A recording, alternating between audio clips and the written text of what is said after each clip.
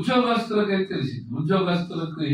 ఉద్యోగానికి పోయేటప్పుడు వాళ్ళు నెరవేర్చాలి, వాళ్ళ క్రమం వాళ్ళు నెరవేర్చాలి. ఆఫీసులో కూర్చున్నంత సేపు నువ్వు వాళ్ళకి ఏదైతే అధికారం ఇచ్చారో ఆ అధికారం చొప్పున వాళ్ళు ఖచ్చితంగా ఏం చేయాలి. అలాగనే దేవుడు మనకు ఒక గ్రంథాన్ని ఇచ్చాడు. ఆ గ్రంథాన్ని ఇచ్చి ఆ గ్రంథంలో నుంచి కొన్ని మాటలు మనకు అప్పగించాడు. ఏమని ఇచ్చాడు అంటే, నా కట్టడలను, న్యాయ విధులను. మీరు ఆ 105 చూడండి, 105 కూడా చూడండి. నీ వాక్యము నా పాదములకు దీపమును, నా త్రోవలకు వెలుగునై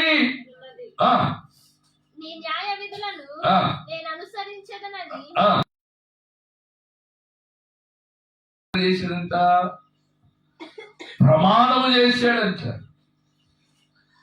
దేవుని ఎదుట చేసిన ప్రమాణము. దావీదు తను బ్రతుకున్నంత కాలము ప్రభుతోనే గడిపాడు. దేవునికి స్తోత్ర. దేని కొరకు నడిచాడు అంటే, దేవుని సంతోషపెట్టే విషయంలో, దేవుని యొక్క విధి విధానాలు నడిపించి జరిగించే విషయంలో అంటే మనకు అర్థమైన భాష ఏంటంటే వాక్యానుసారమైన జీవితం. ఈ వాక్యానుసారమైన జీవితాన్ని నెరవేర్చడానికి ప్రమాణం చేశాడు అంట. మనము కూడా ప్రమాణం చేస్తాం. రక్షణ పొందిన వాళ్ళు ఎంతమంది చేతులు ఎత్తండి. రక్షణ పొందినవాడు, బాప్తిస్మము పొందినవాడు. బాప్తిస్మము పొందేటప్పుడు ప్రమాణం చేస్తాం. గుర్తున్నది మా నీటిలో మునిగినప్పుడు ప్రమాణం చేస్తాం. ఏమని? చెప్పుదని మరలా నేను లోకం వైపు చూడను,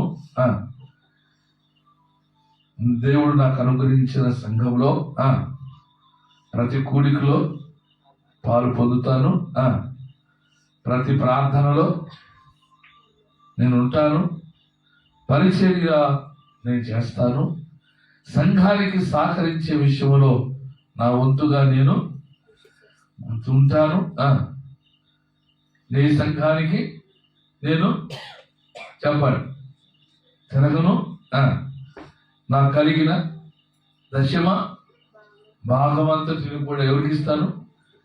సంఘానికి. ఇప్పుడు నేను ఏ సంఘంలో అయితే ఉన్నానో ఆ సంఘానికే నమ్మకముగా నేను ఇస్తానని ఏం చేస్తాను చెప్పండి? ప్రమాణం. తీర్మానం వేరు. తీర్మానానికి ప్రమాణానికి తేడా చెప్పండి. తీర్మానానికి ప్రమాణానికి తేడా ఏంటి? నేను రంగులు కూడా వేసేవాడిని, నేను నిర్ణయించుకున్నా. ఏమని చెప్పండి? తెల్లబొట్టు వేసుకోవాలని నిర్ణయించుకున్నా. అది నా నిర్ణయం. ప్రమాణం చేశాను. నా బ్రతుకు దినాలన్నిటిలో నాకు ఏది కూడా ఈ లోక సంబంధమైన జీవితము ఏది నాకు అక్కర్లేదు. నేను బ్రతుకుట ప్రభు కొరకే బ్రతుకుతాను. లోకంలో లోకాశల్లో ఏది నేను ఆశించను, దేని వైపు నేను పరిగెత్తను అని దేవుని దగ్గర ప్రమాణం చేయటమే విధానము. దేవునికి స్తోత్రం చెప్పండి. హల్లెలూయా. నేను మీకు వాక్యం అర్థం అవటానికి చెప్తా ఉన్నానమాట. దేవుడిని ఎడల చేసిన కార్యాన్ని బట్టి నీవు దేవునికి ఏమైనా ప్రమాణం చేసావా? ఎప్పుడు చేస్తాను చెప్పండి? బాధలో ఉన్నప్పుడు ఏమని చేస్తాం? ప్రమాణం చేస్తా. ప్రభువా, నాకు కానీ కార్యం జరిగితే ఈ సన్నిధిలో సాక్ష్యం చెబుతాను, నమ్మకం వస్తానయ్యా, నమ్మకముగా నీకు కానుక అనిపిస్తాను.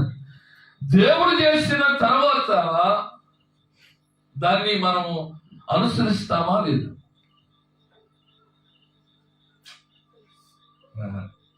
ఎందుకంటే డబ్బు చేతికి రాను, డబ్బు రానంతసేపు డబ్బు పెంటతో సమానం.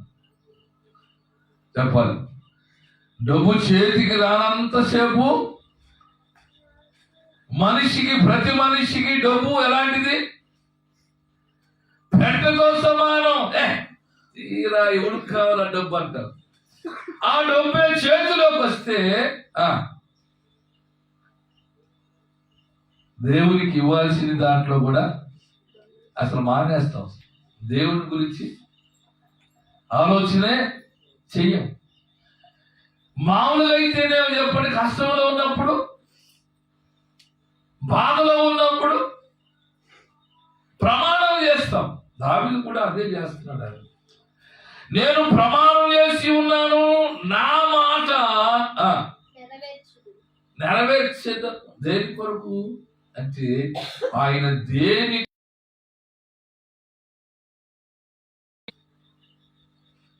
నీవు నేను కూడా అనేక సందర్భాలలో ప్రమాణం చేశాం.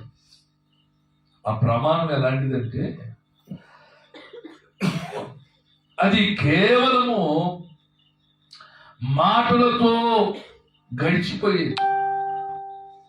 చెప్పండి, మన ప్రమాణం మాటలతో,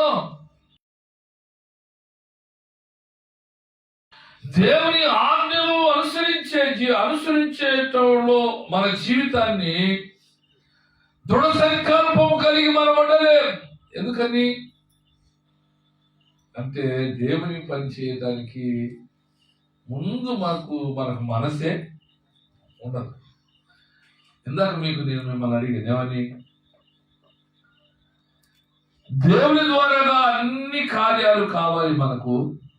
మన నుండి ఆయన కోరుకున్నది ఏది కూడా మనము చెయ్యలేదు.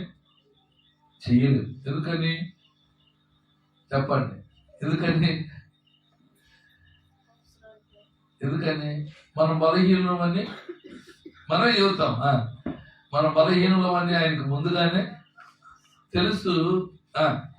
అందుకు ఆయన మనల్ని ఏం చేస్తున్నాడంట? కృపతో క్షమిస్తున్నాడు. ప్రియులారా, దేవుని వాక్యంలో మీరు చూస్తే దేవుని వాక్యము వాగ్దానము. ఇప్పుడు కొద్దిగా ఒక అరగంట ఆగితే దేని కొరకు మనం ఎదురు చూస్తాం చెప్పండి? వాగ్దానమా వాక్యమా?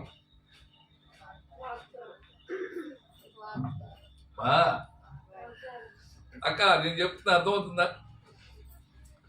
ఒక అరగంట ఆగితే చెప్పండి, దేని కొరకు ఎదురు చూస్తావు అక్క?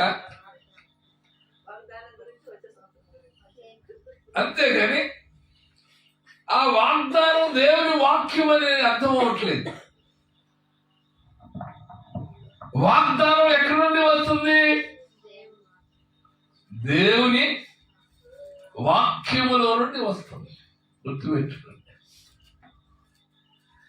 దేవుని వాక్యమే వాగ్దానం. ఆ వాగ్దానాన్ని నువ్వు చేయాలి అంటే ఏం చేయాలి అంటే దాన్ని అనుసరించాలి. ఏం చేయాలి? దావీదు కూడా ఏమన్నాడు చెప్పండి? ఇదిగో నీ న్యాయ విధులను నేను అనుసరించదనని నేను నీతో ప్రమాణము చేయుచున్నాను.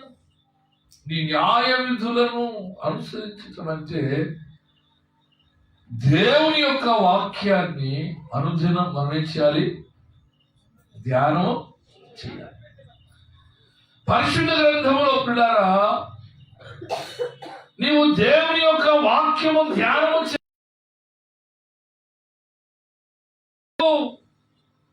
ఆత్మస్వరూపుడైన దేవుడు నీతో మాట్లాడటమే కాదు కానీ నీ జీవితాన్ని కడతాడు. ఎప్పుడు? ఉదయకాలం లేచి మొదటి ప్రయారిటీ ఎవరికి ఇవ్వాలి? దేవునికి ఇవ్వాలి. దేవుని వాక్యము చదవాలి. అందుకని చూడండి, మానవుని జీవితము దేవుని వాక్యము న్యాయ విధులను కదండి దావీదు ఏమంటాడంటే నీ న్యాయ విధులను నేను అనుసరించుదనని కదా. అనుసరించడంలో ఏమి మొదటి ప్రాధాన్యత ఇవ్వాలి అంటే వాక్యానికి ప్రాధాన్యత ఇవ్వాలి. అందుకని చూడండి, కీర్తన గ్రంథం మొదటి కీర్తనలో మీరు చూడండి. మొదటి కీర్తనలో దుష్టుడు ఆలోచన చొప్పు నడవక, పాపుల మార్గములో నిలవక, అపహాసకులు కూర్చున్న స్థలములో నీవు కూర్చుండక. అక్కడ అండర్లైన్ చేసుకోండి. అక్కడ యెహోవా ధర్మశాస్త్రమును ఆనందించుచు ధ్యానించడం, అనుసరించడం అన్నమాట. దేవుని వాక్యాన్ని నువ్వు ధ్యానం చేసినప్పుడు నీకు ఒక జ్ఞానం వస్తుంది. ఏ జ్ఞానం చెప్పండి? ఏ జ్ఞానం వస్తుంది ప్రశాంత్? ఏ జ్ఞానం వస్తుంది? దుష్టులు ఆలోచన మనలోనికి, దుష్ట ఆలోచన, సాతాను సంబంధమైన ఆలోచన మనలోనికి రానే. ఎందుకు అంటే ఉదయకాలము లేచి నువ్వు ప్రార్థన చేయటమే కాదు, కానీ దేవుని వాక్యము నువ్వు ధ్యానం చేయటం వలన దేవుని వాక్యము, దేవుని వాగ్దానం నీ జీవితాన్ని కట్టింది. అందుకనే దుష్టుడు ఆలోచన చెప్పుకున్నాడు, ఒక పాపుల మార్గంలో కూర్చొని వాక్యం చదివేవాడు పాపులతో సహవాసము, దుష్టులతో సహవాసము చేయదు. ఎందుకని? ఆ మలినములోనికి పోలేడు. ఎందుకంటే ఎవరితో ప్రమాణం చేశాడు? దేవునితో. నీవు ప్రమాణం చేసిన వానితో నువ్వు కట్టుబడి ఉండాలి. గుర్తుపెట్టు. తాళి కట్టి 3 ముళ్ళు వేసిన భర్తకు ఏ రీతిగా అయితే నీ జీవితాంతం ఎలాగైతే బంధించబడిన అనుభవంలోకి కదండి లోబడి లోబడి లోబడి దరిద్రతను అనుభవించి, దెబ్బలు అనుభవించి, నిందలు అనుభవించి, అవమానాలు అనుభవించి నీ జీవితంలో ఏ మేలు రాకపోయినా చెప్పండి, 3 ముళ్ళు వేసిన పాపానికి ఏం చేస్తావు? ఏం చేస్తావు? అది దేవుడికైతే నేను చెప్పేది అర్థమైందా? అర్థమవుతుందా? నువ్వు దేవుని నువ్వు అనుసరించి నడిస్తే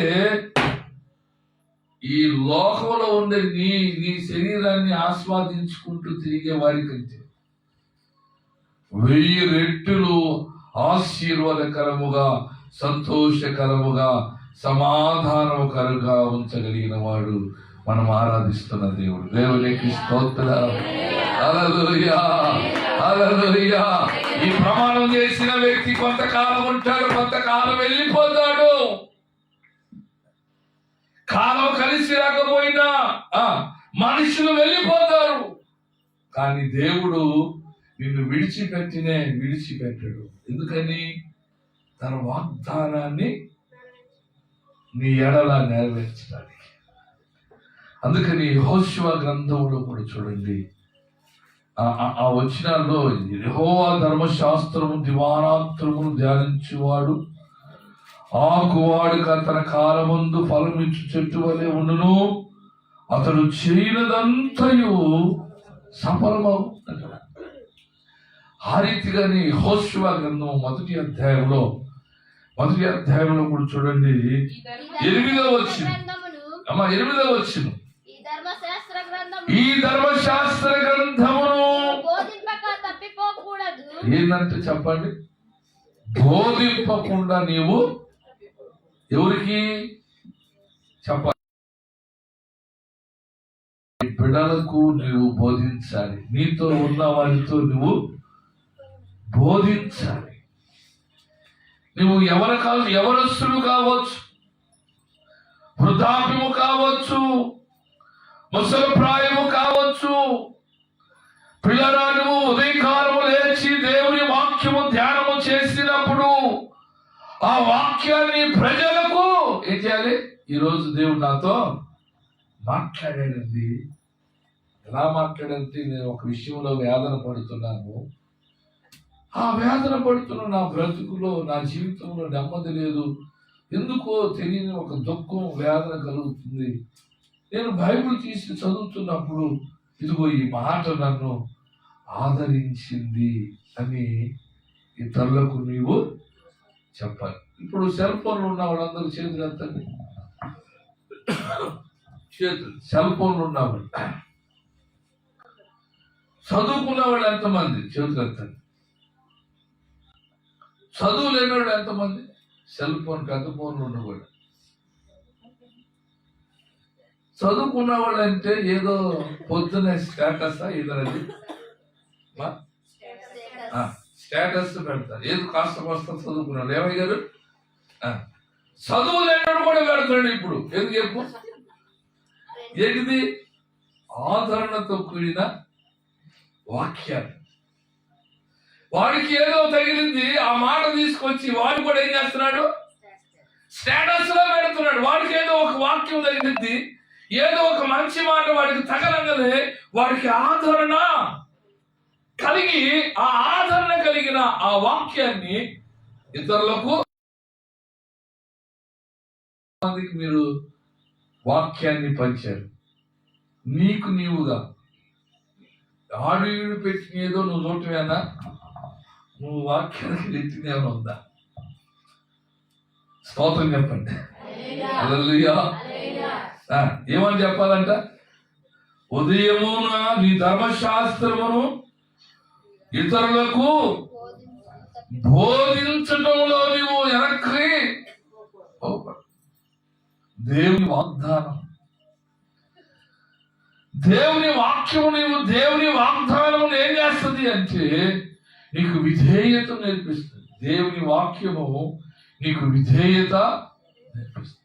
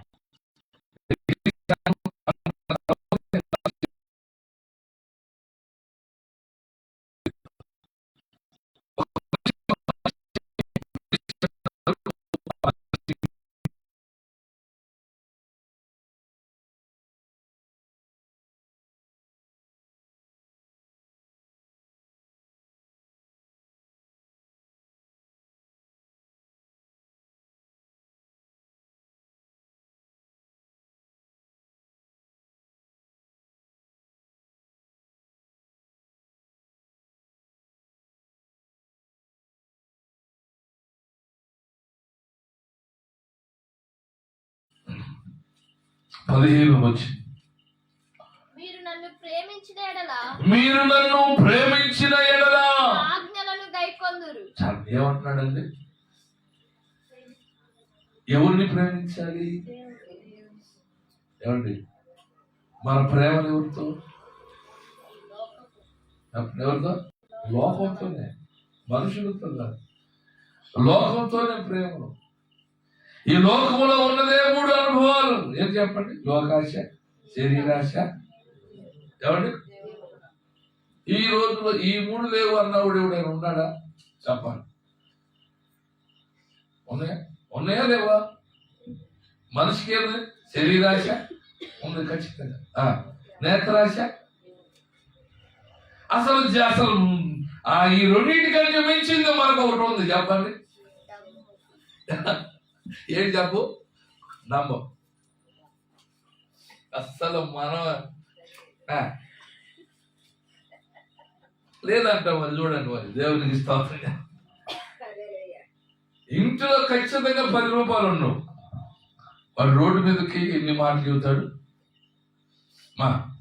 ఎన్ని మాటలు చెబుతారు.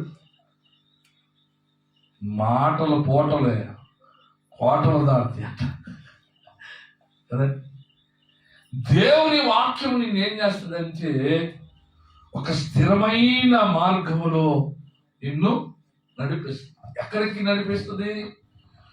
లోకముల వైపు చూడనీయకుండా, లోకాశలలో పడిపోనీయకుండా నీ జీవితాన్ని ఒక వెలుగుమయమైన మార్గములో ఆయన నిన్ను నడిపిస్తాడు. చెప్పకూడదు, దేవుడు కనపడతావా? దేవుడు నిన్ను ఘనమైన పాత్రగా వాడుకుంటాడు. అందుకనే మనం ఇందాక కీర్తనలోను అతడు వాక్కు వాడక ప్రతి కాలమందు ఫలమిచ్చు. ప్రతి కాలం అంటే ప్రతి అవసరతలో గుర్తుపెట్టాడు. ప్రతి కాలం అంటే వర్షాకాలం, మంచు కాలం, ఎండాకాలం కదండి. కాలాలుగా మనమే కోరుకుంటాము. ఈ కాలాలు కాదు. మనిషి ఒక చెట్టు అనుకోండి. ఈ మనుషులకు కాలం కావాలంటే అవసరాన్ని బట్టి ప్రతి కాలమందు, ప్రతి సమయమందు ఫలమిచ్చు చెట్టు వలె ఉంటాడంట. ఎందుకు అంటే దేవుని వానికి తోడై ఉన్నాడు కనుక, దేవుని వాక్యాన్ని ప్రేమిస్తున్నాడు కనుక, తన వాగ్దానాన్ని చేతబట్టుకొని దేవుని సన్నిధిలో చేసిన ప్రార్థన, ఆ ప్రమాణాన్ని అది నెరవేర్చడానికి ఉదయకాలంలో లేచి దేవుని వాక్యాన్ని ధ్యానం చేస్తా ఉన్నాడు కనుక తన జీవితాన్ని దేవుడు ఏం చేస్తాడంట, ఒక ఆశీర్వాదకరమైన జీవితాన్ని దేవుడు మనకు అనుభవిస్తాడు. దేవునికి స్తోత్రం. అది ఎప్పుడు అంటే చెప్పండి, దేవుని ఎదుట నువ్వు చేసిన ప్రమాణాన్ని నెరవేర్చబడినప్పుడే దేవుడిని స్థిరపరుస్తాడు. అప్పుడు ఇప్పుడు పాట బాగా స్థిరపరుస్తాడు. ఏమైనా చేయగలవు, నీ నామముకే మహిమంతా తెచ్చుకుందు. యేసయ్యా యేసయ్యా నీకే సాధ్యము. యేసయ్యా యేసయ్యా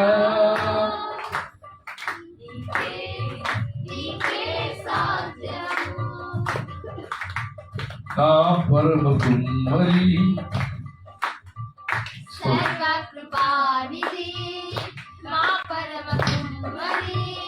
నీ చేతిలోనే మా జీవమున్నది. సర్వకృపానిధి మా పరమ కుమ్మరి, నీ చేతిలోనే మా జీవమున్నది. మా దేవా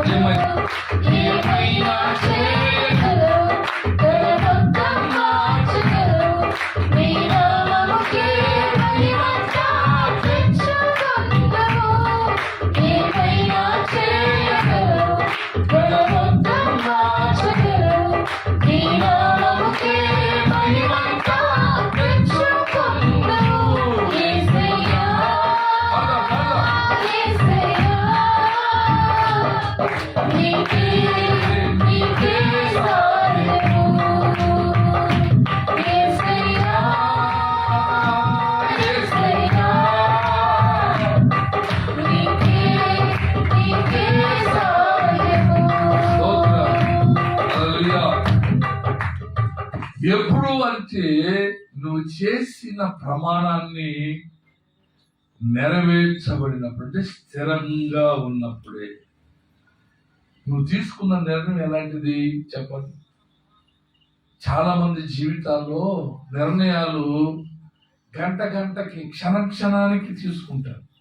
చెప్పండి నిర్ణయం, చెప్పండి నిర్ణయం ఎలాంటిది? అవకాశం అనుకూలతను బట్టి తీసుకునేది కాదు నిర్ణయం. ఈ నిర్ణయం ఎలాంటిదంటే, జీవితకాలము నీవు బ్రతికి ఉన్న దినమంతటిని నిర్ణయముగా నిర్ణయించుకొని నీ జీవితం ఒక ప్రతిష్టత కలిగిన జీవితముగా దేవునికి ప్రమాణము చేసి ఉన్నాం. దేవునికి స్తోత్రం. హల్లెలూయా, హల్లెలూయా. అందుకని చూడండి, పరిశుద్ధ గ్రంథములో రోమీయులకు రాసిన పత్రిక 12వ అధ్యాయము మొదటి 2-3 వచనాలు మీరు చూడగలిగితే, కాబట్టి సహోదరులారా పరిశుద్ధమును దేవునికి అనుకూలమైన సజీవ యాగముగా మీ శరీరములను ఆయనకు సమర్పించుకొనుడి.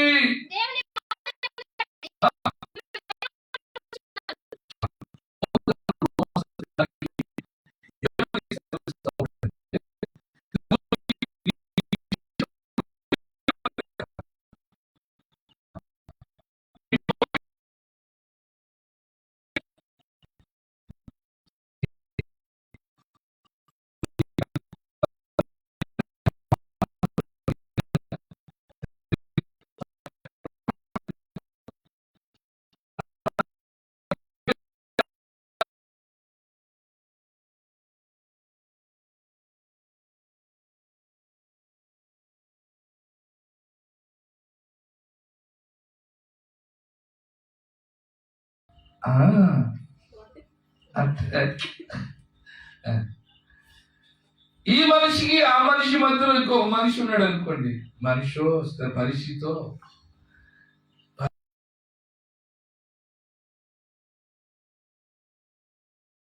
పరిస్థితుల్లో ఆర్థికంగా ఏదో ఒకటి అడ్డు వచ్చింది అనుకోండి, ఇద్దరు చక్కగా ఉంటారు. ఇద్దరు ఇంట్లో ఎట్లుంటారు?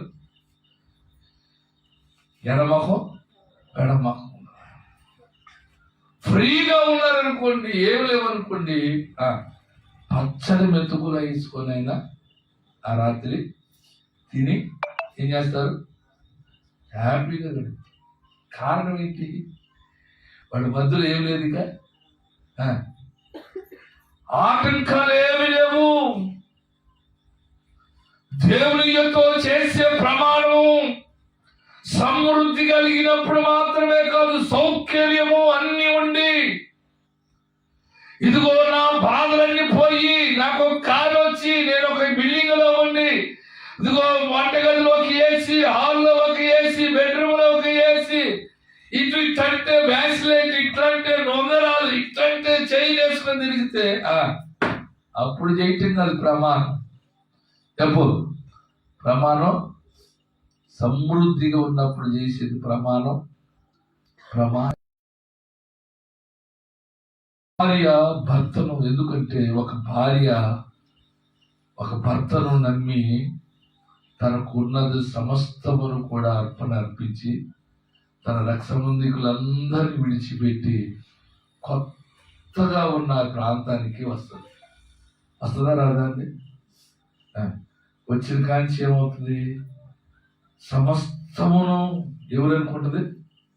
అత్తమామలే తల్లిదండ్రులుగా, మరిదే అన్నగా, తమ్ముడుగా. ఇది చెప్పండి. ఇంకొక ఆమె ఉంటుంది, ఆడపిల్లని ఏమంటారు? ఆడపడుచు. ఆడపడుచే ఏమైంది? చెల్లెలుగా చూసుకుంటుంది. ఎందుకని? అక్కడ పొందని ప్రేమ, చెప్పండి, ఎవరికి పంచింది? కొత్తగా ప్రాంతంలో అడుగుపెట్టిన వాళ్ళతో పంచుకుంటుంది. దేవునికి స్తోత్రం.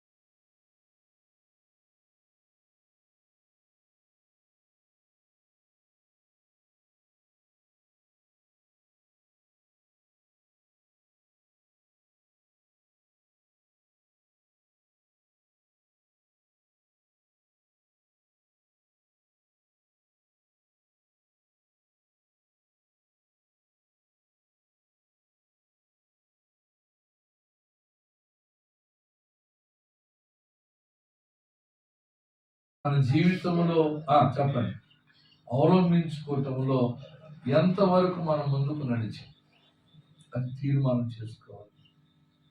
నువ్వు ఎక్కడికి వెళ్ళినా, నువ్వు ఎక్కడికి వెళ్ళి నీ వాక్యం వింటున్నా, ఆ వాక్యం నిన్ను దర్శించినప్పుడు, ఆ వాక్యం నీతో మాట్లాడినప్పుడు, ఆ వాక్యం నిన్ను సరిచేయడానికి దేవుడు తన దాసుని పిలుచుకొని నిలబెట్టినప్పుడు ఆ వాక్యానికి నేనేం చేయాలి?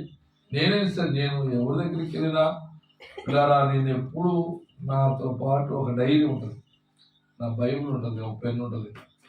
నిలబడి చెప్తున్నవాడు చిన్నోడా పెద్దోడా, అనుభవం ఉందా లేదా నాకు అనవసరం.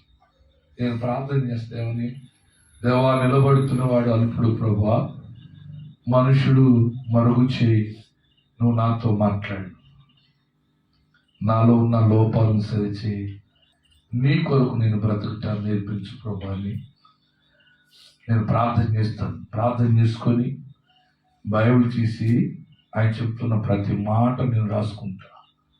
నాకు ఇచ్చిన జ్ఞానాన్ని బట్టి, నాకు ఇచ్చిన ఆ నడిపింపును బట్టి నేను వచనాలు రాసుకుని, ఆ వచనాల్లో కొన్ని మాటలు దేవుడు మెసేజ్ నేను ప్రిపేర్ చేసుకుంటా. ఎందుకు అంటే పిల్లరా, వాక్యము మన జీవితాన్ని కట్టింది. ఏం చెప్పండి? వాక్యం మన జీవితాన్ని ఎక్కడ కట్టింది అంటే ఇక్కడ కట్టింది, పరమందు కూడా వెళ్ళటానికి మార్గము అదే. అందుకన్నాడు కదా దావీదు, నీ వాక్యము నా పాదములకు దీపమై. మన నిర్ణయాలతోనే ముగించుకోకూడదు. నాకేదో తొందరపాటు చేసి నాకు గబక్కన ప్రమాణం చేసేయాలి, ఈసారి అట్ట కాదు, ఈసారి మళ్ళీ ఆలోచన చేసుకొని మళ్ళీ బాగా ధ్యానం చేసి అప్పుడు చెప్తాను, మళ్ళీ ఇంకోసారి ప్రమాణం చేసుకుందాం అనుకుంటున్నారు. నీ నోటి మాటలు హృదయములో నుంచి బయటకు రాకమునిపే దేవునికి తెలుసు. దేవునికి స్తోత్రం చెబుదామా? హల్లెలూయా.